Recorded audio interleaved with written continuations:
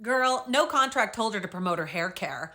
That's actually not true. She was under contract, and it's more of a matter of really poor timing.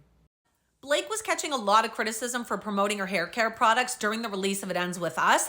And this is one of the articles that a lot of people didn't see. It says, Blake Lively's hair care launch was never meant to coincide with It Ends With Us. Now, there's reasons why she had to promote her hair care launch at the same time.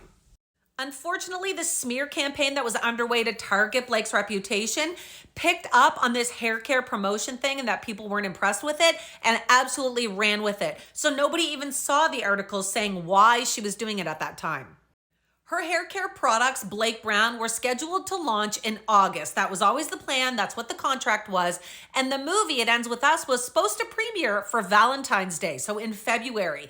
It didn't. It got pushed to June, and then unfortunately it got pushed again until August. So she ended up having to run both at the same time.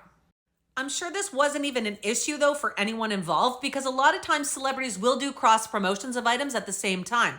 What ended up happening though is because the DV topic in the movie is so sombering that people thought it was insensitive for her to promote her hair care product or floral or whatever else at that time.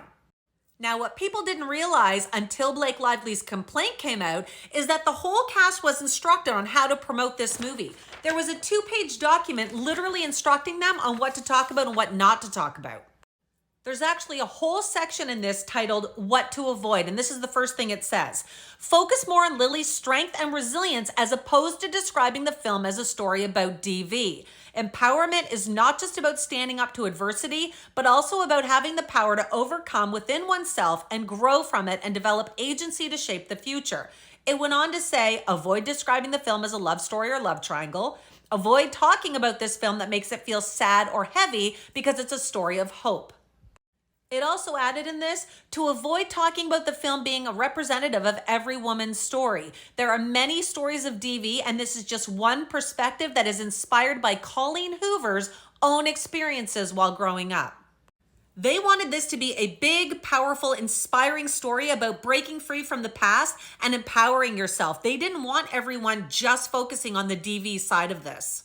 So when the cast of It Ends With Us were asked questions about the DV side of it, everyone on the cast, not just Blake, they talked about it in kind of a light and almost fluffy way. They didn't go hard into the situation with survivors and the experience of DV, except once Justin Baldoni's PR team caught wind of all of the criticisms towards Blake for this, they changed the script for him. So he started coming out and talking about DV and talking about the survivors, and it made him look really good while she still looked really bad.